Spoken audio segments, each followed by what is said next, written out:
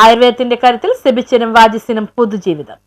Kothamangalam നങ്ങേലിയിൽ Ayurveda medical college ഹോസ്പിറ്റലിന് കീഴിൽ പ്രവർത്തിച്ചു വരുന്ന അനാശ്രിത ന്യൂറോ റീഹാബിലിറ്റേഷന്റെ സമന്വയമായ പ്രവർത്തനത്തിന്റെ ഭാഗമായി ഒരു വർഷം മുമ്പ് മരത്തിൽ നിന്ന് വീണ്ടും ചലനമില്ലാതെ കിടപ്പിലായിരുന്ന കോട്ടപ്പടി സ്വദേശി സെബിച്ചൻ 2 വർഷം മുമ്പ് നടന്ന ബൈക്ക് ആക്സിഡന്റിനെ തുടർന്ന് ചലനമില്ലാതെ കിടപ്പിലായ മുടിക്കൽ സ്വദേശി വാജിസ് എന്നിവരാണ് പക്ഷാഘാതം പരിചര്യയുടെ ഭാഗമായി നടന്നു തുടങ്ങിയത്. ഇരുവരുടെയും ആശുപത്രിയിൽ നിന്നുള്ള യാത്രയപ്പിന്റെ ഭാഗമായി ഡോക്ടർ ഷിബു വർഗീസിന്റെ അധ്യക്ഷതയിൽ നടന്ന യോഗത്തിൽ PRO നീതു KR സ്വാഗതം അർപ്പിച്ചു. നങ്ങേലി ചാരിറ്റബിൾ പ്രസിഡന്റ് MDയുമായ ഡോക്ടർ വിജയൻ നങ്ങേലി ഉദ്ഘാടനം നിർവഹിച്ചു. ചടങ്ങിൽ സെബിച്ചനെയും വ്യാജസിനെയും സാധാരണ ജീവിതത്തിലേക്ക് മടക്കിക്കൊണ്ടുവന്ന ചികിത്സയ്ക്ക് നേതൃത്വം കൊടുത്ത ഡോക്ടർമാരെയും അവരുടെ ടീം അംഗങ്ങളെയും മറ്റു ജീവനക്കാരെയും ആന്റണി ജോൺ MLA അനുമോദിച്ചു. യോഗത്തിൽ principal doctor Sunil PV, vice principal doctor Binoy Bhaskaran, Nangeli charitable trust member MS Sivankutty എന്നിവർ ആശംസകൾ അറിയിച്ചു. പൊതുജീവിതത്തിലേക്ക് കടക്കുന്ന വ്യാജസിനും സെബിച്ചനും അനുമോദനങ്ങൾ അറിയിച്ച് ആരംഭ doctor Naveena Subhash, physiotherapist Ramya Jose, panchakarma therapist Manoj